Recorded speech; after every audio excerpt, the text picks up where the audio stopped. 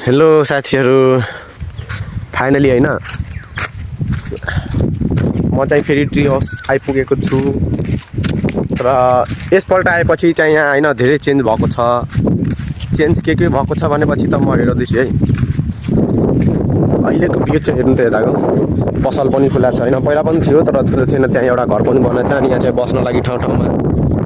अनि यो हुन्छ हावा उडिसाको चक्करमा हेर्नु त कत्रो पत्ता होइन तल झरेर कस्तो रङबिरङ्गी भएको छ कि तलतिर।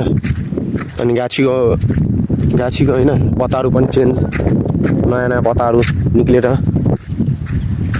धेरै दिनपछि फेरि आएँ होइन ट्री हाउसमा ब्लग बनाउनको लागि। तर आज शनिबारको दिन यहाँ सधैँ पहिला पिकनिक हुन्थ्यो कि, तर यसपालिको शनिबार त पिकनिकै भएन। मान्छेहरू छ यार, धेरै खासै त छैन तर छ।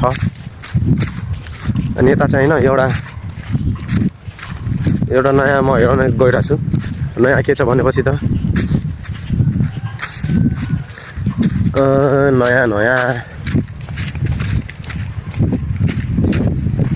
के भन्नु यार, बोरिङ लागिसकेको छ मलाई। ट्री हाउस त हेर्नु भएको छ होइन सबजनाले, यहाँ हेर्नु।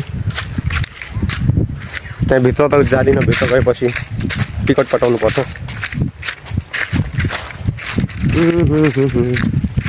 यहाँ हेर्नु साथीहरू, नयाँ कुरा के छ भनेपछि त यहाँ चाहिँ बोटिङ छ है। यताबाट जाउँ, यहाँ चाहिँ होइन बोटिङ छ, बोटिङ। हजुरहरू पनि होइन फतेहपुर आउनु भएको छ भने सिवाई जाने बाटोमा यता ट्री हाउस छ अनि यता चाहिँ बोटिङ छ।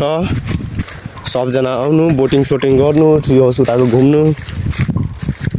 म केही गर्दिनँ, म भिडियो मात्र बनाउन आएको। कस्तो दामी छ हेर्नु त, पानी पनि एकदम सफा छ हो।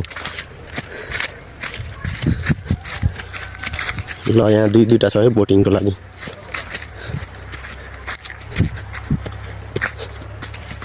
यहाँ अपडेट भइरहेछ यार, रुखलाई बिचैमा छोडिदिएको छ। अनि हावा उडिसाको चक्करमा हेर्नु आगो लागिहाल्छ जताततै। सो प्लिज जङ्गलमा जतिजना मान्छे जानुहुन्छ यसो लाइटरहरू कतै नबालेर फ्यालिदिनु होला सलाइहरू होइन। पानी तर क्लियर छ है, एकदम सफा छ। साइडमा त अलिअलि